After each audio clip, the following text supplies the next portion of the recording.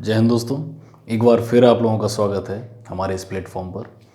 जैसा कि last time हम लोग डिस्कस कर रहे थे कि भारत का संविधान जो किन किन चरणों से होकर के विकसित हुआ और इसके विकास के चरण में क्या क्या पड़ाव आए, क्या क्या बाधाएं आईं, किस तरह से इसका विकास लगातार आगे बढ़ता गया। तो देखिए, आज हम उन्हीं कुछ टॉपिक्स पर बात करेंगे, जैसे कि संविधान का विकास जो कोई अचानक से होने वाली घटना नहीं थी। ठीक है, ये एकदम से ज़रूरत पड़ने पर बनाया गया दस्तावेज नहीं था। इसकी प्रक्रिया बहुत लंबे समय से चलती चली आ रही थी। ठीक है, जैसे कि अगर मैं कहूँ, मैंने आपको कुछ दो तीन चीज़ें बताई थी। मैंने आपको बताया था संघ, ठीक है, मैंने आपको फिर बताया था महासंघ, और एक तीसरा बताया था परी, पापा की परी नहीं, परिसंघ। ये तीन चीजें मैंने आपको बताई थी। ठीक है, हमने संघ देखा था कि क्या संघ होता है, क्या महासंघ होता है। महासंघ को हम अधिसंघ भी कहते हैं, अधिसंघ। ठीक है, ये होता है ये परिसंघ। ठीक है, इस तरह से ये तीन चीजें हमने पढ़ी थी और देखा था कि किसमें क्या होता है, किसकी प्रक्रिया कैसी रहती है। ठीक है, हमारे लिए संघ बेहतर रहता है, परिसंघ बेहतर रहता है, या अधिसंघ या महासंघ बेहतर रहता है। इन चीज़ों के बारे में हमने डिस्कस किया था। और जैसे कि आज भी हम इन्हीं बातों पर थोड़ा सा डिस्कशन करेंगे, ज़्यादा बड़ा नहीं, छोटा सा डिस्कशन रहेगा कि संविधान के विकास के क्रम में आने वाले पड़ावों को हम पढ़ेंगे। तो जैसा कि मैंने आपको आते ही बताया कि संविधान का अमल में आना या संविधान सभा का 1946 में शुरू होना या संविधान के विकास की मांग का उठना, ये कोई अचानक से होने वाली घटना नहीं थी। ये ऐसा नहीं था कि एकदम से संविधान की हमें ज़रूरत पड़ गई और हमने ब्रिटिश गवर्नमेंट से या जो सत्ताधारी लोग थे उन लोगों से हमने डिमांड करना शुरू कर दिया कि हमें संविधान चाहिए। ये एक बहुत ही पुरानी व्यवस्था थी जिसको हमने थोड़ा सा मॉडिफाई करके हम उसको अस्तित्व में लेकर के आए। ठीक है, तो इन्हीं बातों पर हम चर्चा करेंगे। जैसे कि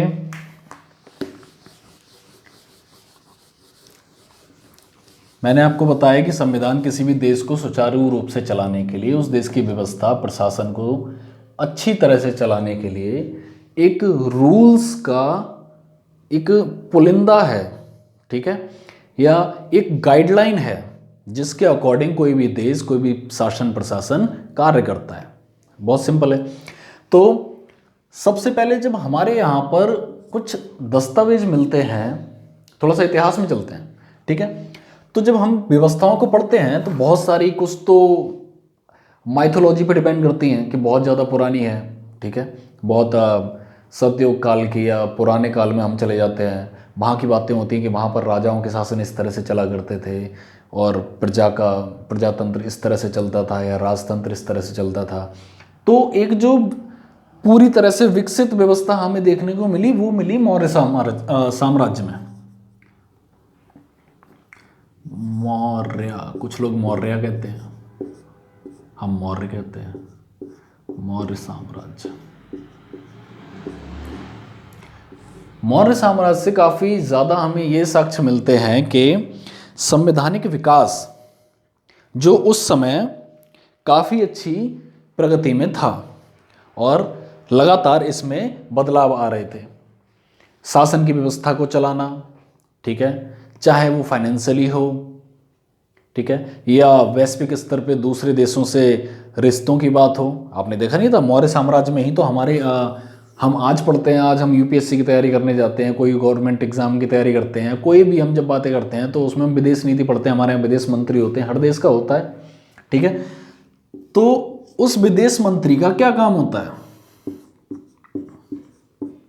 जो विदेश मंत्री है या कोई भी ऐसे आपके शासन को दूसरे देश में रिप्रेजेंट करने वाला, आपकी नीतियों को दूसरे देश में रिप्रेजेंट करने वाला व्यक्ति जो आपका विदेश मंत्री कहला रहा है, वो क्या कर रहा है?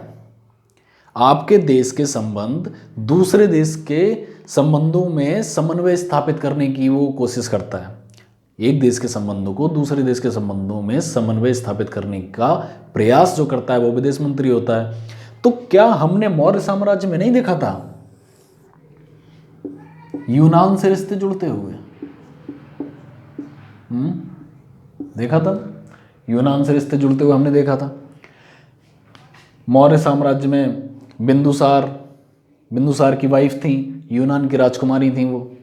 ठीक है, हिस्ट्री में मेरी थोड़ी बहुत ठीक है, ज़्यादा तो नहीं कहूँगा मैं, लेकिन हाँ बीच बीच में हिस्ट्री को लाता रहूँगा किताब को, हिस्ट्री, क्योंकि ये संविधान के विकास एक इतिहास ही है, ये कोई ज्योग्राफी नहीं है।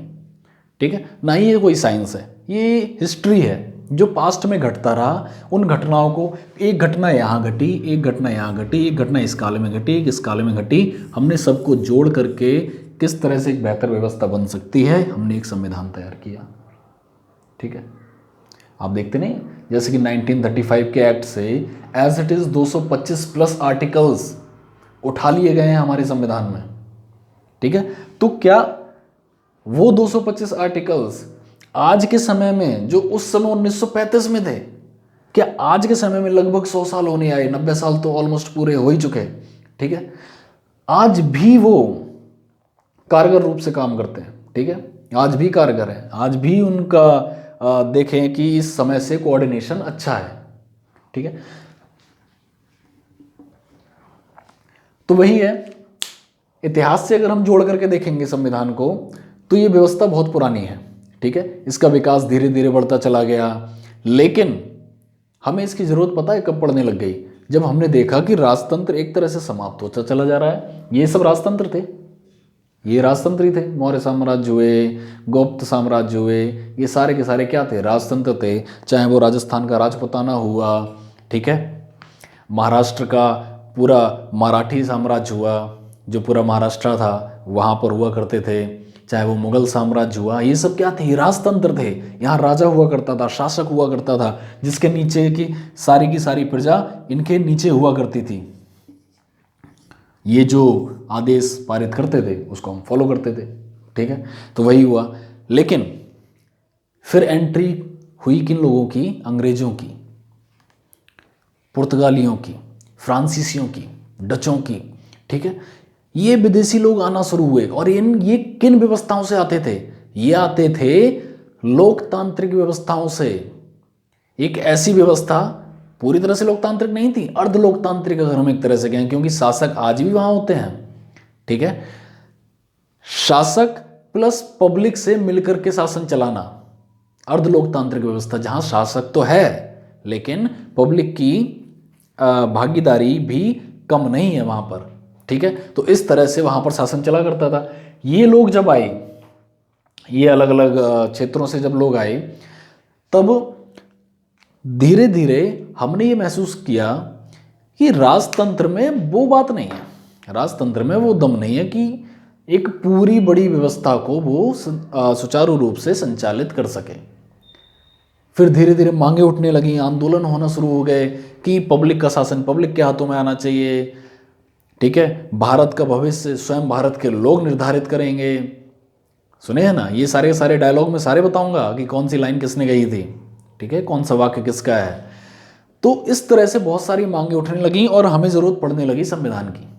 हमें एक ऐसे दस्तावेज की ज़रूरत पड़ने लगी कि ये व्यवस्था बिखर ना जाए, उसको संभालने के लिए हमें कुछ तो रूल बुक चाहिए, एक गाइडलाइन चाहिए। तो उसी रूप में संविधान सामने आया था। ठीक है, तो आज मैं एक दो बातें आपको इंपॉर्टेंट बताता हूं, जिससे थोड़ा सा आपका कॉन्सेप्ट क्लियर होगा। अंग्रेजों से बहुत प्यार है हमारे एग्जामिनर्स को, तो सीधा सीधा अंग्रेजों पे आते हैं। ये व्यवस्था कैसे शुरुआत हुई इसकी, कैसे ये ईस्ट इंडिया कंपनी आ गई, किस तरह से इसने व्यापार से निकल करके हमारी राजनीति में दखल देना शुरू कर दिया, हमारे राजतंत्रों को समाप्त करना शुरू कर दिया, किस तरह से हमारे बड़े बड़े राजा जो बहुत बड़े 30 मार का हुआ करते थे वो धीरे धीरे इसके कब्जे में आने लग गए, सब हार गए। ठीक है, एक हमारे मुगल शासक हुए थे, अंतिम मुगल शासक, उनके बच्चों को उनके सामने गोली मार दी थी अंग्रेजों ने, उन्हें रंगून भेज दिया था। तो मतलब इतनी बुरी या यूं कहें तो इतना दुर्भाग्य वाला वो समय था भारत देश के लिए कि जहाँ के राजा जो कभी बहुत बड़े पदों पर बैठा करते थे, एक बड़े साम्राज्य को संचालित करते थे, उनकी दशा ये हो गई थी कि विदेशों से आए हुए कुछ लोगों ने, कुछ मुट्ठी भर लोगों ने, अगर कंपेयर करें यहाँ की पॉपुलेशन और यहाँ की सेनाओं से, तो कुछ मुट्ठी भर लोगों ने आकर के उनको अपने कंट्रोल में ले लिया था। कैसे कैसे हम उनके चुंगल में फंसते चले गए, कैसे हम वहाँ से निकल नहीं पाए, क्यों हम आंदोलनों का सहारा हम लेने लग गए। ठीक है, तो देखिए ये सारी कहानी, वैसे तो इतिहास बहुत बड़ा है, लेकिन हम अगर संविधान के विकास की बात करेंगे तो ये कहानी शुरुआत होती है 1600 ईस्वी से, जिसे कहते हैं हम एडी भी कहते हैं, एनो डोमिनी। बीसी होता है बिफोर क्राइस्ट। ठीक है, तो 1600 ईस्वी से इन चीज़ों की शुरुआत हो गई। 1600 से नहीं कहें तो एक 1599 में एक छोटा सा प्रयास हुआ था इंग्लैंड में, 1599। ठीक है, क्या प्रयास था वो? ब्रिटेन में, इंग्लैंड में एक छोटी सी कंपनी बनाने की कोशिश की गई थी। दो भाई थे, जॉर्ज वाइट और दूसरे कौन थे? दूसरे का नाम कमेंट में बताना, ठीक है? कमेंट बढ़वाने का ये एक अच्छा तरीका रहता है। इन दोनों भाइयों ने एक कोशिश करी थी कि एक कंपनी का गठन किया जाए।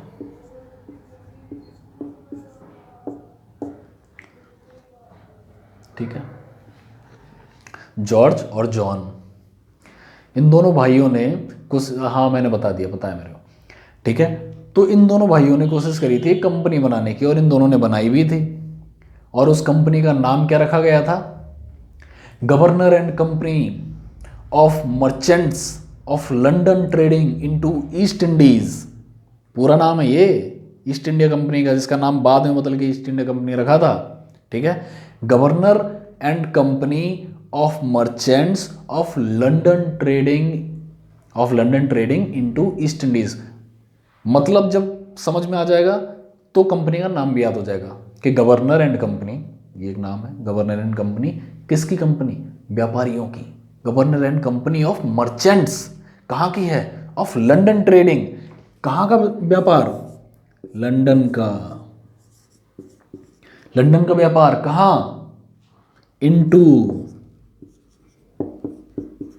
किधर? East Indies. हमें क्या लगता है, हम ही पे राज्य करके गए हैं क्या?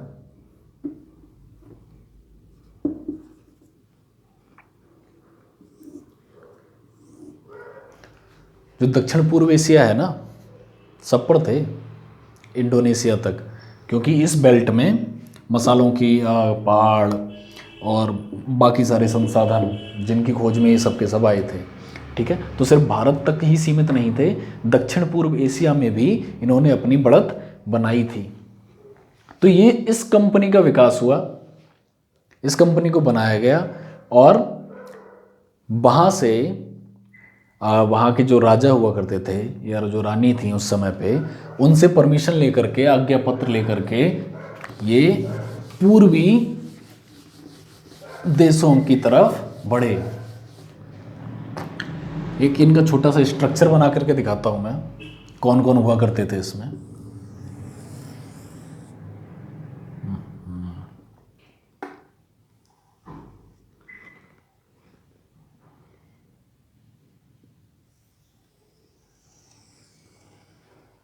ड्राइंग ऐसी ही है अपनी थोड़ी सी।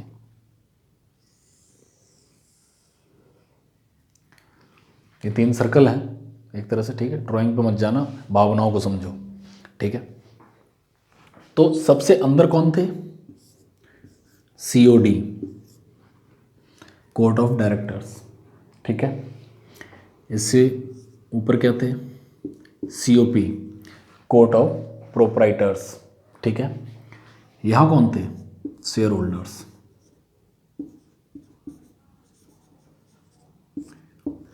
इस जगह कौन थे? कंपनी के छोटे छोटे अंशधारक। ठीक है, कोर्ट ऑफ डायरेक्टर्स कम संख्या में, जो मेन भूमिका में थे। कोर्ट ऑफ प्रोप्राइटर्स जो उनके बाद थे, ये छोटे छोटे अंशधारक जिन्होंने कंपनी के शेयर्स खरीद रखे थे। ठीक है, ये कौन लोग थे? ऐसे जिन्होंने 500 पाउंड, 500 पाउंड, पाउंड एक करेंसी का नाम है जो इंग्लैंड में चलती है, हमारे यहाँ रुपीस है। दुनिया की 195 प्लस कंट्रीज में अलग अलग नाम से जानी जाती है करेंसी। काम एक ही होता है, विनिमय करना, चीज़ों को खरीदना बेचना, जिस माध्यम से किया जाता है वो करेंसी है।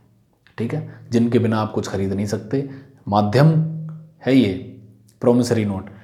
ठीक है, तो ऐसे लोग जिन्होंने कंपनी के 500 पाउंड या इससे ज़्यादा के शेयर ले रखे थे, वो तो थे छोटे अंशधारक या शेयर होल्डर उस कंपनी के। ठीक है, वो लोग हुए। ये थे सीओडी कोर्ट ऑफ डायरेक्टर्स। ये वही लोग हैं जो बाद में गवर्नर जनरल, ये वो जिनको बड़े बड़े नाम दिए जाएंगे और वो बैंड बाजा बारात वाली यूनिफॉर्म इनको पहनाई जाएगी, वही लोग थे ये। उसके बाद में ये सीओपी थे, ये मैनेजमेंट था, ओनर मैनेजमेंट वर्कर। समझ में आई? एक तरह से कहें, यहाँ पर ये मालिक लोग जिनसे बड़े स्तर पे काम करा रहे हैं, उनके ये वाले कर्मचारी, इन मालिकों के ये पूरी कंपनी को संचालित करने के लिए छोटे छोटे कर्मचारी, ये सारे के सारे। व्यवस्था समझ में आई? ये 3 व्यवस्थाओं से इस कंपनी की शुरुआत हुई थी।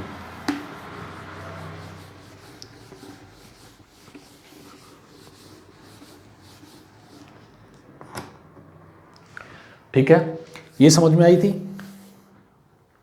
हाँ, एक चीज़ और बता देता हूँ, ये सीओडी जो थे ना, जब बने थे तो उस समय ये 24 थे, जिनको हम निदेशक भी कहते हैं, कोर्ट ऑफ डायरेक्टर्स को निदेशक। जब आईएएस क्लियर होता है ना, तो कभी कभी ऐसी पोस्ट आती है जिसमें हम किसी एक पर्टिकुलर विभाग के डायरेक्टर बनाए जाते हैं, वही कहलाता है निदेशक। जिसके निर्देशन में पूरा विभाग कार्य करता है वो व्यक्ति कहलाता है निदेशक। इसी तरह से इनके निर्देशन में पूरी की पूरी कंपनी कार्य कर रही थी, तो ये कहलाते थे कोर्ट ऑफ डायरेक्टर्स, वही निदेशक। और ये कितने थे संख्या में? 24। ये 24 थे और इनका एक अध्यक्ष भी था, तो वो इस 24 में शामिल नहीं है, इसमें एक अलग था। ठीक है, ये पूरी व्यवस्था यहाँ से प्रारंभ हुई थी। इनके नियंत्रण में रहते थे कोर्ट ऑफ प्रोप्राइटर्स, इनके नियंत्रण में रहते थे अंशधारक,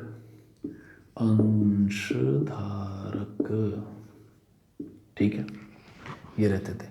इस पूरी व्यवस्था को हम फिर से कंटिन्यू करेंगे, क्योंकि क्लास को ज़्यादा हम बड़ा करेंगे नहीं, छोटे छोटे टॉपिक्स को लेकर के चलेंगे, धीरे धीरे समझेंगे, छोटा छोटा समझेंगे, फटाफट समझते चलेंगे। ठीक है, ज़्यादा पढ़ा दें, 2-3 घंटे की क्लास बना दें तो उससे कोई फ़ायदा है नहीं, क्यों? फिर उसमें बोरियत होने लगती है बच्चों को।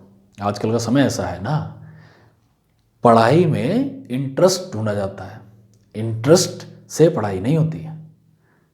समझ रहे हो? फर्क है दोनों लाइनों में। हम वो चीज़ पढ़ना चाहते हैं जिसमें हमें इंटरेस्ट आ रहा होता है, जिसमें हमें इंटरेस्ट है वो चीज़ नहीं पढ़ना चाहते। ठीक है, कैसे? कभी कभी चलिए एक छोटा सा 2 मिनट का वो देते हैं, लेक्चर कह लो या मार्गदर्शन कह लो। आजकल के बच्चे बहुत इसके पीछे पड़े हैं, मोटिवेशन नहीं आता, मोटिवेशन नहीं आता। ठीक है, पता नहीं क्या है, कहाँ से आएगा, कैसे आएगा, कुछ नहीं पता, बस आता नहीं है मोटिवेशन। ठीक है, किन लोगों को नहीं आता? वो लोग जो कुछ तूफानी करना चाहते हैं, कुछ बड़ा, कहते हैं ना, कुछ बड़ा करेंगे, कुछ अलग करेंगे, कुछ हटके करेंगे।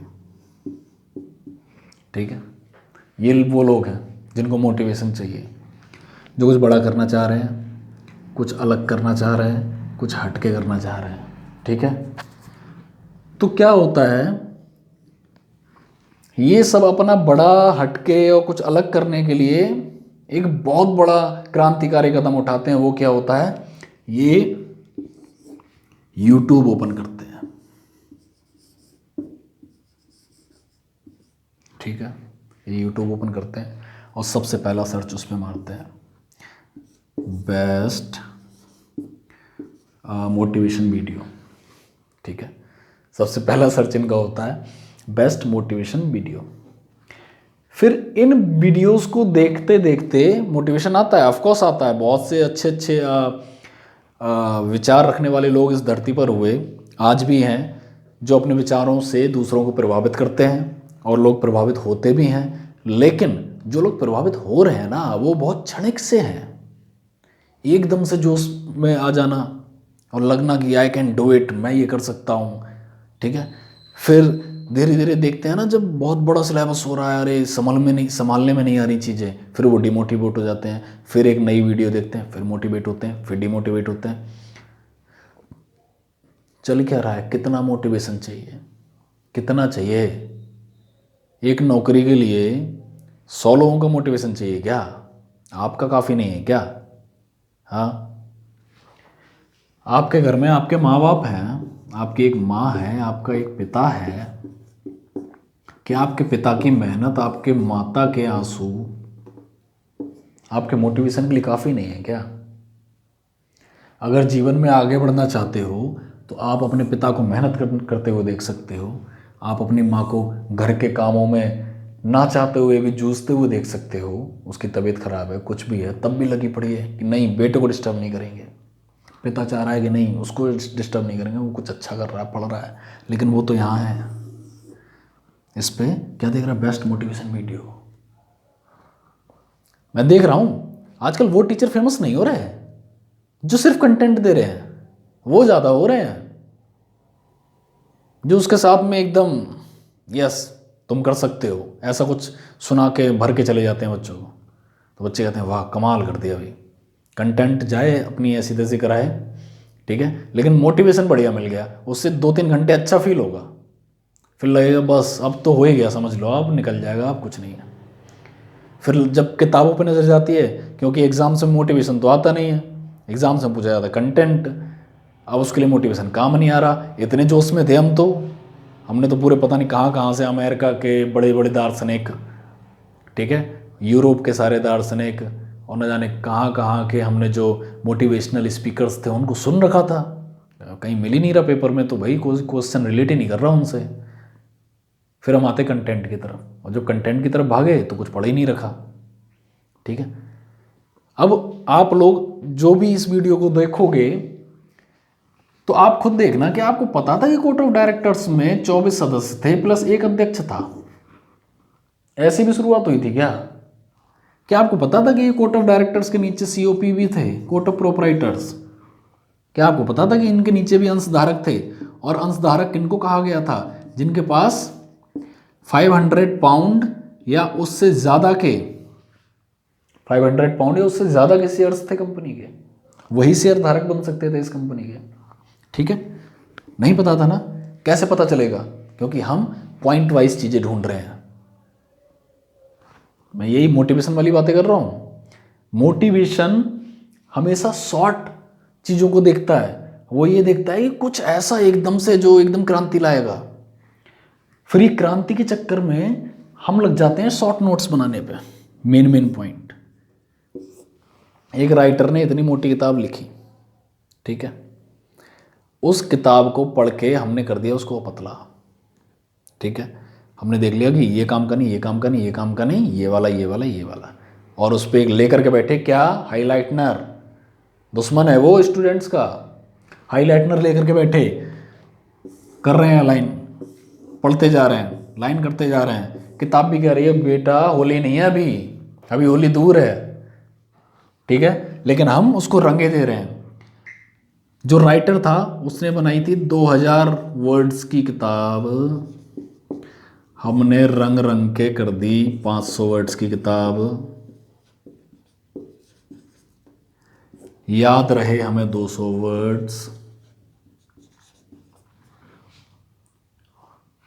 नीचे चला गया क्या? दिख नहीं रहा? नहीं, दिख तो रहा है। याद रहे हमें 200 वर्ड्स। ठीक है, एग्जाम हॉल तक पहुंचते पहुंचते वो रह गए 50, और उन 50 में से भी एक भी क्वेश्चन नहीं आया। हमने कहा यार ज़िंदगी ख़राब है, किस्मत ही ख़राब है, लेकिन मिलेगी नहीं नौकरी। ठीक है, फिर लगता है कि चलो कुछ नहीं तो अपने सेटिस्फेक्शन के लिए सरकार को गाली देते हैं, सरकार को हमने जी भर के सुना लिया, इनको कह लिया, उनको कह लिया, हर तरह से चीज़ें करके देख लेते हैं, लेकिन एक गलती रह जाती है हर जगह पे। वो गलती क्या होती है, हम कभी इस कंटेंट पे ध्यान ही नहीं देते, हम हमेशा इन चीज़ों पे शॉर्ट में मिल जाए कुछ, शॉर्ट में मिल जाए कुछ। मैंने आपको बोला था ना, वो टीचर्स बड़े फेमस हो रहे हैं आजकल, जो कंटेंट के अलावा दूसरी चीज़ों को बता रहे हैं।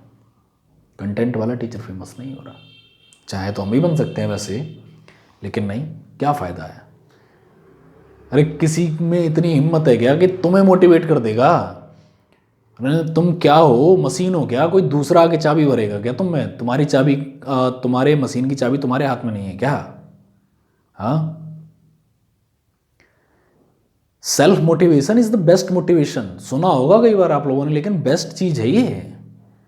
जब तक आप खुद से मोटिवेट नहीं रहते ना पढ़ने के लिए, कोई माइकल लाल आपको मोटिवेट नहीं कर सकता। आपको अपनी सिचुएशन पता होनी चाहिए कि आपकी जेब में पैसे हैं या नहीं है, कैसे आएंगे, नौकरी का पर्पस क्या होता है, एक अच्छी लाइफ को जीना। वो एक अच्छी लाइफ कैसे जी जाती है? आपको एक डीएम बना दिया जाए, आपको कहीं अच्छी नौकरी दे दी जाए, आपको सैलरी ना मिले, आपको पैसे ना मिले, फिर करोगे? नहीं करोगे ना। तो ऐसे ही है, हर चीज़ के पीछे एक आधार होता है। अगर आपको आगे बढ़ना है तो अपने पीछे कोई आधार लेना पड़ेगा। दूसरों की लाइफ में क्या क्या आधार रहे थे वो आपकी लाइफ में मैटर नहीं करते। ठीक है, तो मोटिवेशन के चक्कर में नहीं पड़ना। कभी कभी सही रहता है, जब मूड ज़्यादा ख़राब हो तो ठीक रहता है, लेकिन फॉलो भी करना होता है, एग्जीक्यूट करना होता है। प्लानिंग बहुत कर सकते हैं। ठीक है, प्लानिंग तो हम 5-5 पेज की, 1000 वर्ड्स की प्लानिंग कर लें, पूरा चार्ट बना लें बड़ा सा, आज ये करेंगे, कल ये करेंगे, परसों वो करेंगे, तरसों ये करेंगे, लेकिन एग्जीक्यूट नहीं हो रहा, फिर फ़ायदा क्या है? ठीक है, तो इस प्रक्रिया को हम आगे बढ़ाएंगे। और सबसे पहले हम पढ़ेंगे ईस्ट इंडिया कंपनी। ठीक है, जिसका मैंने पूरा नाम आपको एक बार बताया था, कई बार बताया था, एक बार फिर से बताता हूँ, गवर्नर एंड कंपनी। गवर्नर तो पता ही है आपको, कंपनी के जो सीओडी थे वो गवर्नर कहलाते थे, जनरल भी कहलाने लगे। Governor and company of merchants, वो कौन थे? गवर्नर एंड कंपनी, किधर क्या थे वो? Of merchants. कहाँ के? Of London trading. किधर? Into East Indies. समझ गए? तो ये कॉन्सेप्ट था पूरा। तो आज हम खत्म करते हैं, मिलते हैं नेक्स्ट एपिसोड में, तब तक के लिए जय हिंद।